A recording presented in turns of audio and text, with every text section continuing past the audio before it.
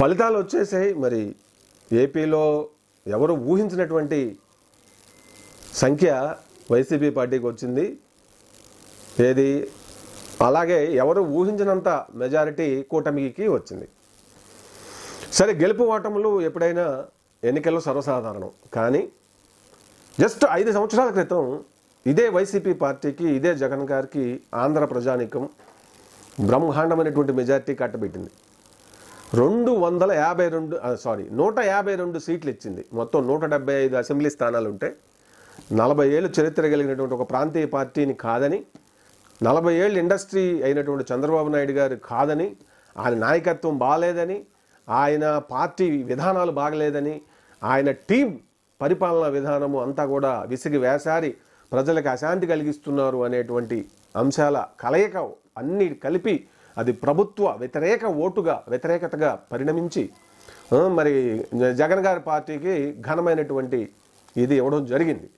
మరి అంత మెజారిటీని అర్థం చేసుకోలేకపోవడం, మరి ప్రజలు ఎందుకో తనకు అధికారం ఇచ్చారు, అధికారం కోసం ప్రజల్లోకి వెళ్ళి అధికారం వచ్చిన వెంటనే ప్రజలతో బంధాలు సంబంధాలు అన్నీ తెంచేసుకుని ఆయన ఒక టీంని ఏర్పాటు చేసుకుని ప్రతీకార రాజకీయ ధోరణి, ప్రతీకార చర్యలు కులపరంగా, మతాల పరంగా, మరి అన్ని రకాలుగా, తర్వాత కేవలం ఆ ఫ్రీ స్కీమ్స్ కొన్ని పెట్టుకుని అవే మమ్మల్ని రక్షిస్తాయి, అవే ఓట్లు తీసుకొస్తాయి, ఓట్లు వేసే వర్గాలు మాత్రమే మనకు కావాలి, ఓట్లు వస్తుంటేనే ఏదైనా పని చేయటము, ఓట్లు రావు అనుకుంటే రోడ్లు డెవలప్ చేయాలంటే అవసరం లేదు, రోడ్లు డెవలప్ చేయడం వల్ల ఏముంటాయి, ఓట్లు రావు, ఇండస్ట్రీస్ కట్టాలి తేవాలి, వాటి వల్ల ఏమొస్తాయి, పెద్దగా ఏమి రావు, మనం పెట్టుబడులు ప్రభుత్వం వైపు నుంచి చాలా చేయాల్సి ఉంటుంది.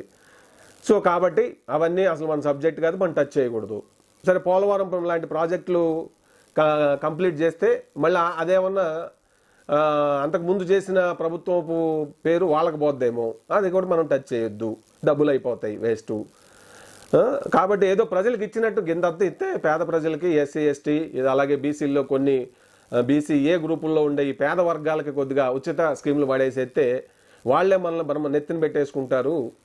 ఇంకా మధ్యతరగతి వాళ్ళు ఏమైనా పర్వాలేదు, ప్రభుత్వ ఉద్యోగులు ఏమైపోయినా పర్లేదు, ఈ చిన్న సన్నకారు ఉద్యోగులు ఏమైపోయినా పర్లేదు, వాళ్ళు మనకి ఏం కాదు, చచ్చినట్టు మనకే చేస్తారు, స్కీములు ఇస్తున్నాం కదా అనే నియంతృత్వ ధోరణి. మరి వాళ్ళ గురించి ఏదన్నా వాళ్ళు చేసిన వాళ్ళ నాయకులు లోకల్లో చేసిన ఆగడాల గురించి మాట్లాడితే చంపేయటం, కొట్టేయటం, జైల్లో పెట్టడం, పోలీసు వ్యవస్థ ఇంత దారుణంగా సరెండర్ అయిపోవటం అనేది నా జీవితంలో నేను ఇప్పుడే చూడటం. అది ఆంధ్రప్రదేశ్లో జగన్ గారి పరిపాలనలో 5 ఏళ్ల కాలంలో పోలీసు బాసులు, ముఖ్యంగా బాసులు అనేవాళ్ళు బ్యాలెన్స్గా ఉంటేనే కదా కింద మిగిలిన వాళ్ళు దాని ప్రకారం నడుచుకుంటారు. రాజు ఏ రాజ్యానికైనా రాజు ఆలోచన విధానం, ఆయన పని విధానం, ఆయన పనితీరు పర్ఫెక్ట్గా ఉంటే, మంచిగా ఉంటేనే కదా.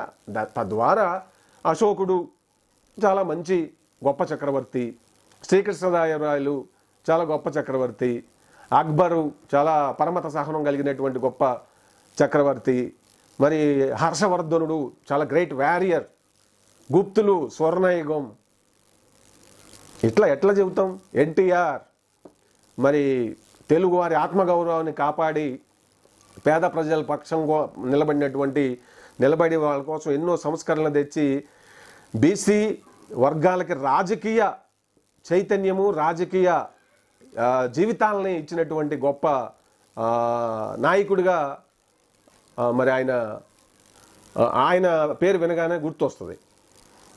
తర్వాత మరి వైఎస్ఆర్ పేరు వినగానే రైతు బాంధవుడు, పార్టీ అధికారం అసలు ఆశలే కోల్పోతున్నప్పుడు సమైక్యాంధ్రలో 2004లో అధికారం చేపట్టి మరి ఆ పార్టీని బ్రహ్మాండమైన మెజారిటీతో తెచ్చి రెండవసారి కూడా గెలిపించారు. అట్లా ఉన్నారు కదా. మరి మనకి పక్క రాష్ట్రాల్లో ఎంజీఆర్ అంతే, ఎన్టీఆర్ లాగానే ఆయన కూడా, జయలలిత సేమ్ అలాగే. మరి ఇంకా మనకి వాజ్పేయి గారు గొప్ప పరిపాలనా దక్షుడు, పివి నరసింహారావు గారు, ఇందిరాగాంధీ, రాజీవ్ గాంధీ, మోడీ గారు, ఇట్లా ఒక్కొక్కరు పేరు చెప్పగానే ఒక ఇది ఉంటుంది. జగన్ గారి పేరు చెప్పగానే ఏముంది, ఏపీలో భయం, ప్రజలకు భయం వేసింది, హడలిపోయారు, అన్ని వర్గాలు అడలిపోయారు. ఎందుకు గతంలో 50 ఇన్ని సంవత్సరాల చరిత్రలో జరగనంత ఓటింగ్ ఎందుకు జరిగింది? ఆడవాళ్ళకి మహిళలకి మద్యపానం ఇచ్చేస్తానని చెప్పి చెత్త కంపెనీల లిక్కర్లు అయ్యో తెచ్చి చచ్చినట్టు డబ్బులు కట్టి కొనాలట, అది అయ్యే కొనాలట. ఆ డబ్బులన్నీ ఆయన ఇంట్లో పోయినాయి. ఇసుక మాఫియా, ఇసుక డబ్బులన్నీ ఎట్టిపోయినాయి. దానికి ఆయన ఏం సమాధానం చెప్తుడు? ఇప్పుడు వచ్చిన కొత్త ప్రభుత్వం ముళ్ళ కిరీటమే. అక్కడ అసలు ఏమున్నాయి? చంద్రబాబు నాయుడు గారు ఏ వైపు నుంచి మొదలు పెడతారో అర్థం కావట్లేదు నాకైతే. ఎందుకంటే ఎక్కడికక్కడ పీల్చి పిప్పి చేశారు 5 ఏళ్లలో. ఒక 30-40 ఏళ్ళకి జరిగే డ్యామేజీ చేసి ఆయన సర్దుకున్నాడు. ఇప్పుడు అదంతా తిరిగి ఏమన్నా రికవరీ చేయగలిగితే కొంత డెవలప్మెంట్ ఉంటుంది. జగన్ గారి నుంచి, ఈ వైసీపీ టీం నుంచి, ఈ పరిపాలన చేసిన వాళ్ళ ఇదిలో ఎక్కడెక్కడైతే అవకతవకలు జరిగినాయో, ముఖ్యంగా ఎక్కువ సంపద అంతా ముఖ్యమంత్రి ఇంట్లోకి వెళ్ళిందనే ఆరోపణలు మనం చూసాం కదా. 40,000 కోట్ల ఇసుక డబ్బు ఎటుపోయిందని చెప్పి పవన్ కళ్యాణ్ గారు ప్రశ్నించడం మనం చూడవచ్చు. రియల్ ఎస్టేట్ రంగం ఎందుకు నాశనం అయిపోయింది? అసలు అంతంత రేట్లు ఎందుకు పెరిగినాయి? ఒక యూనివర్సిటీ కట్టించారా? ఒక మల్టీ స్పెషాలిటీ హాస్పిటల్ కట్టించారా? డెవలప్మెంటే మరి ఏదన్నా ఒక కంపెనీ పెట్టి ఒక 10,000 మందికి ఉద్యోగాలు ఇచ్చారా? పోలీస్ జాబులు తప్ప ఏమన్నా వేరే ఉద్యోగాలు ఏమన్నా నోటిఫికేషన్లు ఇచ్చారా? ఏమీ లేదు కదా. డెవలప్మెంట్ అంటే అది కదా. తర్వాత అప్పులు తగ్గించి ఆర్థిక వృద్ధిని పెంచడం, ఆదాయాన్ని పెంచడం కదా పరిపాలన అంటే. శాంతిప్రద ఆడబిడ్డలకి, అందరికీ, పిల్లలకి, పెద్దవాళ్ళకి మరి ఇది ఉండాలి కదా. గంజాయి బ్యాచ్ గురించి ఎందుకు పట్టించుకోలేదు సీరియస్గా? బ్లేడ్ బ్యాచ్ గురించి ఎందుకు సీరియస్గా పట్టించుకోలేదు? ఇవన్నీ ఆయనకు తెలీదా? తెలియకుండానే అమాయకంగా మరి వీళ్ళందరూ మనకు ఉపయోగపడతారనే వెర్షన్లో వాళ్ళకి మరి ఒక రకంగా ఎంకరేజ్ చేసినట్టుగా ఉండటాన్ని బట్టి చూస్తే ఏమనుకోవాలి? ఆయన ఆలోచన ధోరణి ఏంటి? సో ఏపీ ప్రజలు 2024 అసెంబ్లీ ఎన్నికలు, పార్లమెంటు రెండు ఒకేసారి కాబట్టి అక్కడ వాళ్ళు ఓటింగ్ ప్యాటర్న్ అదంతా కూడా భయపడ్డారు. ల్యాండ్ టైటిలింగ్ యాక్ట్ అని తెచ్చి మొత్తం వాళ్ళ ఆస్తులను గుంజుకోవటానికే ప్రణాళిక వేశారు అనే భయాన్ని క్రియేట్ చేశారు ఆ యాక్ట్ ద్వారా. తర్వాత ప్రత్యర్థి నాయకుల్ని, పార్టీలని తిట్టడం, వాళ్ళ కుటుంబాల్లో ఆడవాళ్ళని తిట్టడం, చంద్రబాబు నాయుడు గారు, ఆయన వైఫ్, ఆయన కొడుకుని ఎంత దారుణంగా ఇది చేశారు. తర్వాత రాజకీయ కక్షల్లో భాగంగా ఏ విధమైనటువంటి ఆధారాలు లేకుండా ఇది చేయటం. ఇట్లా ఓవరాల్గా రాజు మంచివాడైతేనే మిగిలిన తన పరివారం మొత్తానికి మంచి అని వస్తుంది. రాజు ఆలోచన, రాజు ప్రజల పట్ల, పరిపాలన పట్ల స్పందన, ఆయన ప్రవర్తన ఇది తేడా కొట్టి నిరంకుశత్వము, మనమే దేవుళ్ళం, మనం ప్రజలు కాదు, మామూలు సాధారణ మనుషులం కాదు, నా మాటే శాసనం. మనం బాహుబలిలో చూస్తాం, రాజమాత అంటది కదా, శివగామి. అట్లా జగన్ గారు నా మాటే శాసనం, నాకు ఎదురు తిరిగినోడికి భూమి మీద నూకలు లేవు, ఈ కాన్సెప్ట్తోనే ఆయన 5 ఏళ్ళు పరిపాలన చేశారు. మిగిలిన డెవలప్మెంట్ మీద ఫోకస్ పెట్టకుండా గత ఏడాది నుంచి మరి తెలంగాణ ఎన్నికల్లో సిట్టింగ్ వాళ్ళు ఉంటే ఓడిపోయారని చెప్పి అక్కడి నుంచి భయపడి ఆ మార్పడం, చేర్చడం, పరిపాలన గాలికి వదిలేసి ఏదన్నా పార్టీకి ఎన్నికలు ఓట్లు వస్తాయంటేనే ఖర్చు పెట్టడం, వృద్ధులు ఓట్లలో ఎలక్షన్స్ టైంలో పాపం అప్పుడు దాకా ఇళ్ళకి తీసుకుపోయి డబ్బులు ఇచ్చి తర్వాత వాళ్ళని బ్యాంకులకు ఎండల్లో పెట్టి వాళ్ళని హింస పెట్టడం, దానికి తోడు ఒక గ్యాంగ్ను తయారు చేసుకుని ఆ రాయలసీమ ఫ్యాక్షన్ మొత్తాన్ని రాష్ట్రం మొత్తం అంటించి వెళ్ళారు ఆయన. సో ఈరోజు పార్టీ 152 సీట్ల మెజారిటీ 2019లో ఆంధ్రప్రదేశ్లో కట్టబెడితే 5 ఏళ్లలో తిరిగి వామ్మో జగన్ వస్తే అమ్మయ్య, ఫలితాలు వచ్చిన తర్వాత ఆంధ్రప్రదేశ్లో ప్రజల పరిస్థితి ఎట్లుందంటే, అమ్మయ్య ఈ రాక్షస పాలన పోయిందిరా నాయన అంటే. అంతకుముందు చంద్రబాబు నాయుడు గారి నుంచి అట్లా భయపడ్డారు, ఇప్పుడు పోలిక జరిగిపోయింది. వామ్మో ఏంతో పోల్చుకుంటే ఆయన చాలా బెటరు. ఇప్పుడు మధ్యలో కూటమి ఉంది కాబట్టి పెద్దన్న మన పవన్ కళ్యాణ్ ఉన్నాడు, ప్రజల పక్షాన మాట్లాడే ఒక చెగువేరా, ఒక మానవతావాది, కష్ట సుఖాలు తెలిసినవాడు, ఆయనే ప్రతిపక్షం అని ప్రజలు కూడా విశ్వసిస్తున్నారు. కాబట్టి ఈ ఘోర పరాజయానికి 100కి 1000% జగన్ గారే బాధ్యత వహించాల్సి ఉంటుంది అనేది నా అభిప్రాయం. ఆయన ఆలోచన ధోరణి మార్చుకోకుండా ఇంకా ధైర్యంగా ముందు అడిగేస్తాము అంటే, మరి 1999లో ఆయన చంద్రబాబు గెలిచినప్పుడు ఈ కాంట్రాక్ట్ సిస్టమ్ జాబులు తీసుకొచ్చి రైతులని పట్టించుకోకుండా, తర్వాత ఇంకా కొన్ని వాటికి ప్రజలు బెంబేలెత్తి భయపడిపోయారు. దాంతో షాక్ అయ్యారు. 2004లో ఘోరంగా వాడగొట్టి పంపించారు సమైక్య ఆంధ్ర. అప్పుడు ఆ భయం ఉండిపోయింది. అట్లనే ఈ 5 ఏళ్లలో ఏందొక రకమైన భయానక పాలన, రైన్ ఆఫ్ టెర్రర్, ఆ భయం చూపించి వెళ్ళారు. ఇప్పుడు జగన్ పేరు చెప్తేనే ప్రజలు వణికిపోయే పరిస్థితి. అంటే ఎట్లా, ఈ వైసీపీ ఆయన మైండ్ సెట్ కరెక్ట్గా ఉంటేనే కదా. అధికారమే పరమావధి, డబ్బు డబ్బు డబ్బు, అధికారం వినాశనం. అంటే ప్రతిపక్ష పార్టీలు ఉండకూడదు, ప్రతిపక్ష నాయకులు ఉండకూడదు. వైనాట్ 175 ఏంటి? నిజంగా మంచి పరిపాలన చేస్తే why not 175? Why Jagan needs AP? ఏంది అసలు ఆ పేర్లేంటి? అది ప్రజల ఈగోని రెచ్చగొట్టే వ్యవహారం కాదు. ప్రజల అభిప్రాయాలని, మనోభావాలని దెబ్బతీసే విధంగా, రెచ్చగొట్టే విధంగా ఇవన్నీ కూడా. ఆయనకి ఎవరి మాట వినడో, నేను మోనార్కు అనేటువంటి ఆలోచన ధోరణి. ఆయన్ని రిఫార్మ్ చేసుకుంటారు, ఆయన మళ్ళీ రెక్టిఫై అవుతారని మరి ఆలోచించాలి కేడర్ కూడా. ఎందుకంటే గెలిచిన తర్వాత డోర్స్ అన్నీ క్లోజ్ చేసుకుని ప్రజలతో సంబంధాలు లేవు, ఎమ్మెల్యేలతో సంబంధాలు లేవు, ఎంపీలతో సంబంధాలు లేవు. ఆయన ఒక 5-6 మంది టీంని తన సామాజిక వర్గానికి చెందిన వాళ్ళని తయారు చేసుకుని ఎక్కడికక్కడ ఆయన మాటే శాసనం అంతే. వ్యవస్థల మీద ఏది అంత నియంతృత్వ ధోరణి. నియంతలైనా ఎవరైనా ప్రజాస్వామ్యంలో అయితే నియంతృత్వ ధోరణి ప్రదర్శిస్తే ఓటు హక్కు, ballot is powerful than bullet అని చెప్పినటువంటి జాన్ ఎఫ్ కెనడీ మాటలు వాస్తవం అవుతాయి.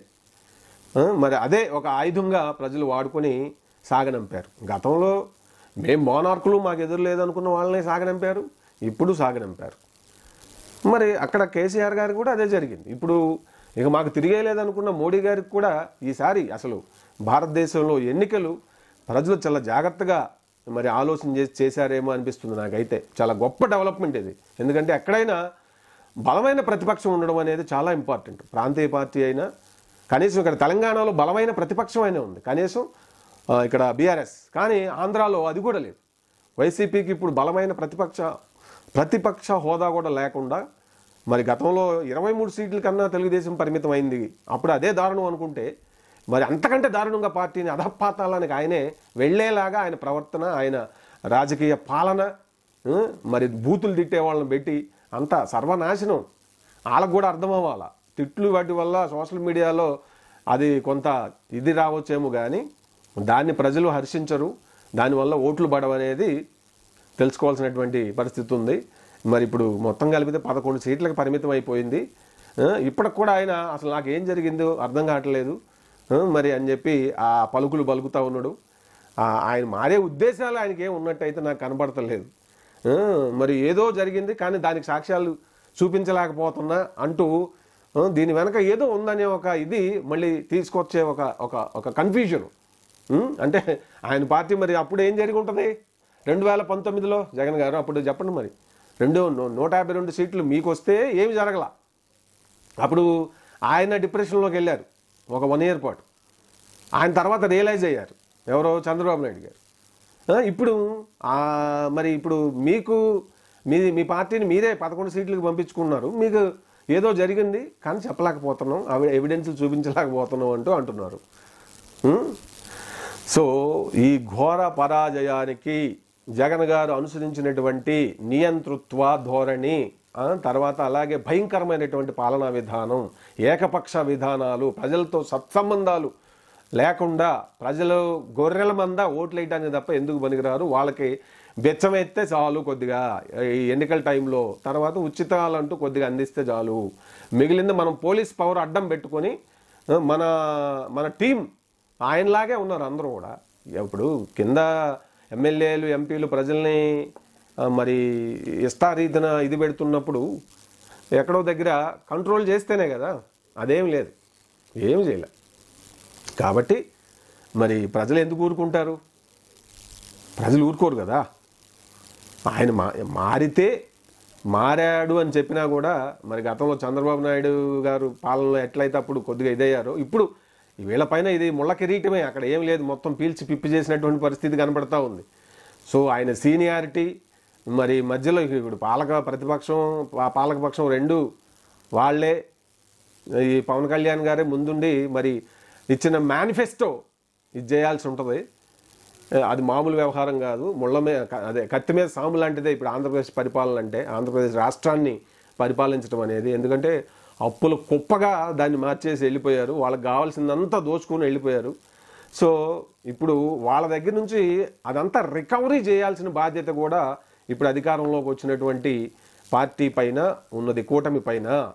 అది కూడా జరగాలి. ఆ సంపద అంతా ప్రజలది, దాన్ని రికవరీ చేసి ఆ ఇసుక డబ్బులు ఏమైనాయి, లిక్కర్ పాలసీ వల్ల వచ్చిన డబ్బులు ఏమైనాయి, మరి ఇంకా అనేక రకాలుగా అదంతా ఎటుపోయింది, ఆ సంపదనంతా కొంతైనా 50% అయినా రికవరీ చేయాల్సిన బాధ్యత అయితే మరి చంద్రబాబు నాయుడు గారి పైన, కూటమి పైన, పవన్ కళ్యాణ్ గారి పైన, అలాగే మరి బీజేపీ మరి మోడీ గారి పైన కూడా ఉంది.